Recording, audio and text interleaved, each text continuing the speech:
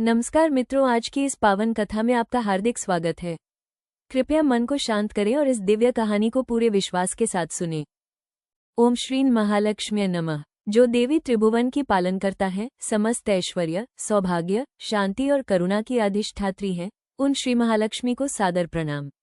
ये कथा भक्ति, धैर्य, कर्म और अनुग्रह का संदेश देती है। अध्याय 1। समुद्र मंथन और लक्ष्मी का प्राकट्य। प्राचीन काल में देवताओं और असुरों के बीच शक्ति संतुलन डगमगा गया। अमृत की प्राप्ति हेतु क्षीरसागर का मंथन आरंभ हुआ। मंदराचल पर्वत मथानी बना, वासुकी नाग रस्सी बने और भगवान विष्णु ने कच्छप अवतार लेकर मंदराचल को धारण किया। मंथन से अनेक दिव्य रत्न निकले, कामधेनु, ऐरावत, कल्पवृक्ष, पर अंततः स्वर्ण आभा से दीप्त कमल पर विराजमान देवी लक्ष्मी प्रकट हुई। उनके मुख पर करुणा, नेत्रों में शांति और करकमलों से अमृत सा सौभाग्य बरस रहा था। देवताओं ने उनका वरण किया और भगवान विष्णु ने उन्हें हृदय से स्वीकार किया। उसी क्षण से लक्ष्मी नारायण का दिव्य संयोग सृष्टि के संतुलन का आधार बना। अध्याय 2। वैकुंठ में लक्ष्मी का वैभव। वैकुंठ में मां लक्ष्मी समस्त लोकों की समृद्धि का संचालन करती हैं। पर उनका वैभव केवल धन नहीं, वो धर्म, विवेक, विनय और सेवा से पुष्ट होता है। जो गृहस्थ श्रम से अर्जन करता है, दान से शुद्ध करता है और करुणा से बांटता है, उसके द्वार लक्ष्मी स्थिर रहती है। लक्ष्मी का संदेश स्पष्ट है। अहंकार से धन क्षणभंगुर हो जाता है, पर नम्रता से ऐश्वर्य स्थायी बनता है। अध्याय 3। राजा हरिश्चंद्र और सत्य की परीक्षा। कहा जाता है कि मां लक्ष्मी ने एक बार ये देखने हेतु पृथ्वी पर दृष्टि डाली कि कौन सत्य और धर्म के पथ पर अडिग है। राजा हरिश्चंद्र का नाम आया।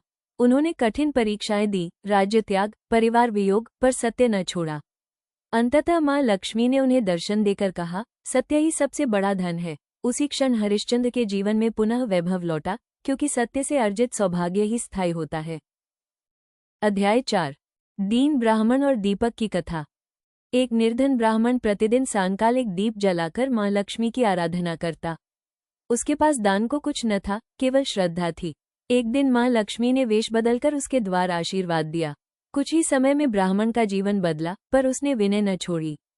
मां लक्ष्मी ने कहा, जहां कृतज्ञता और संयम है, वहीं मैं निवास करती हूँ। अध्याय 5। लक्ष्मी और दरिद्रता का रहस्य। देवी लक्ष्मी केवल धन देती हैं, ये भ्रांति है। वे दरिद्रता का नाश भी करती हैं। आलस्य, लोभ, असत्य और अहंकार, ये दरिद्रता के रूप हैं। जो इनका त्याग करता है, उसके जीवन में समृद्धि स्वयं आती है। अध्याय 6। गृहस्थ जीवन में लक्ष्मी का वास। मां लक्ष्मी स्वच्छता, सद्भाव, परिश्रम और सत्कर्म में प्रसन्न होती है। जहां स्त्रियों का सम्मान, बुजुर्गों की सेवा और बच्चों की शिक्षा होती है, वहां लक्ष्मी का वास होता है। अध्याय 7। लक्ष्मी व्रत और कृपा। शुक्रवार को लक्ष्मी व्रत कर श्रद्धा से पूजन करने वालों पर देवी विशेष कृपा करती हैं। पर स्मरण रहे, व्रत का सार मन की शुद्धि है। उपसंहार। मां लक्ष्मी का स्वरूप केवल स्वर्ण आभूषण नहीं, बल्कि शांति, संतुलन और सदाचार है। जो कर्म, भक्ति और करुणा के साथ जीवन जीता है, उसके हृदय में मां लक्ष्मी सदा विराजमान रहती हैं। इसी विश्वास के साथ कि मां लक्ष्मी की कृपा आप सभी पर बनी रहे, आज की कथा यहीं समाप्त करते हैं। मिलते हैं अगली पावन कथा में। जय मां लक्ष्मी। ओम श्री महालक्ष्म्यै नमः।